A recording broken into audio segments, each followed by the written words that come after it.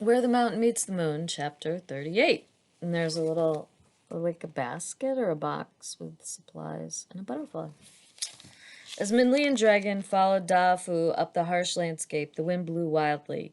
But traveling was not difficult. Dragon carried them over any large cracks or openings, and Minli had forgotten how enjoyable it was to travel with him. And Da'afu, laughing with pure delight as they rode Dragon, looked like two ripe hawthorn berries. Their merriment and the brilliant red color of their clothes and of Dragon himself seemed to warm the cold landscape. It was only when Minli's hands poked out of her sleeves into the icy air that she realized how cold it really was. It's not much further, Afu said to them after they had walked some distance. We should be able to see Never-Ending Mountain soon. You've never seen the Old Man of the Moon, though, Minli asked. Has anyone? Dafu shook their heads. No one has ever seen him, Dafu said. No one in the history of our family or village. Though we do know he is the one who moved our ancestors here, Afu said. The Old Man of the Moon brought your ancestors here, Minli asked. How? The story of Da'afu's ancestors. Even though our ancestors did their best to please the magistrate, they were not able to make him happy. One day, a neighbor rushed to our ancestor's home, his horse panting from running. I have just returned from the city, the neighbor gasped. I have rushed all the way here to warn you. The magistrate is convinced the answer you sent him was a trick, and you are keeping the real secret from him. He is coming here to punish you. He plans to destroy you, your home and family. Run away while you can. There is not much time. His soldiers will be here tomorrow. Our ancestors cried with fear. The large family, the many sons and daughters, aunts and uncles, and children and grandchildren, could not help but be scared. But Yeye, the great-grandfather and head of the family, raised his hand for attention. It looks as if misfortune is coming, he said, and there's nothing we can do. We will not run. The soldiers will easily find us, and the magistrate would be even more brutal. And I do not want to spend our last moments together in panicked flight. Yeye looked at the bright blue sky and sun shining on the mountain beyond their home. It was hard to imagine the coming trouble. Little ones, he said to the children, go fetch your favorite kites. Then Yeye turned to the adults. Sons and daughters, he said, prepare the finest picnic you can with enough food and tea for all. We will not waste this time we have together. We will spend it as we always have, in happiness. The family nodded at Yeye's wise words. Quickly, they rushed to do as he asked. They brewed large pots of their best chrysanthemum tea and filled special baskets with golden cakes and custard tarts, boiled chickens, crispy pork, fluffy steamed buns, and tea-stained eggs. And their brilliant kites in the shapes of bugs and butterflies were dragged out of storage and into the sun.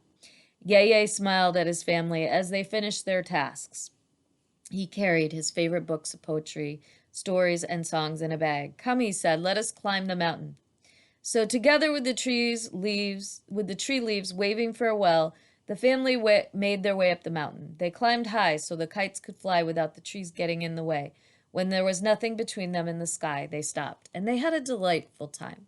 The children laughed as their kites soared in the wind. The women smiled as they sipped the tea, and the men happily ate the delicious treats. Yeye recited poetry that made the women sigh, told stories that made the men gasp, and sang songs that made all the children join in. But all too soon the day was ending. The moon was already rising in the sky when the children were told to wind the strings of their kites. Why bring the kites down? An old boy asked. This will be the last time we will be able to play with them.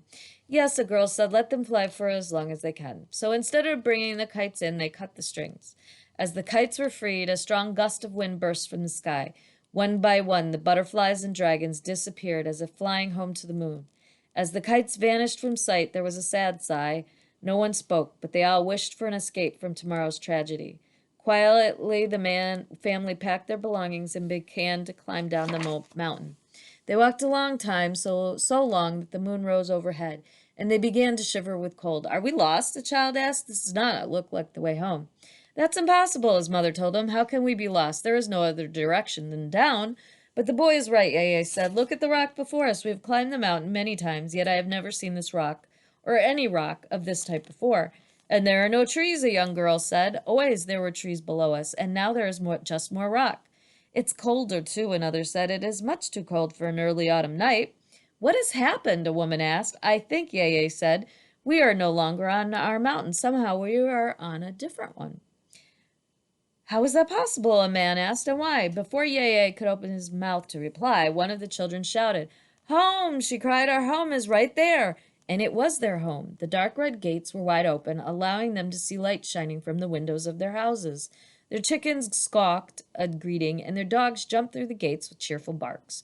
Our ancestors couldn't believe it. Dirty pots and pans they had left in the morning were still in the wash basin. Mixed up shoes and hanging laundry were exactly where they were before. Even the books that Yeye had left was open on the same page. Yeye walked from room to room and house to house with the family, following like a parade. Finally, he found a slip of bright silk stuck in the hinges of the gate doors. He turned around to look at the family crowding about him. It is a miracle, he said to them. We have been moved here beyond the magistrate's reach. We are saved. The family cheered but could not help asking, how? Who did this? Yeye looked at the empty land around him and the dark blue sky with the moon above, and then at the thin strip of silk in his hand.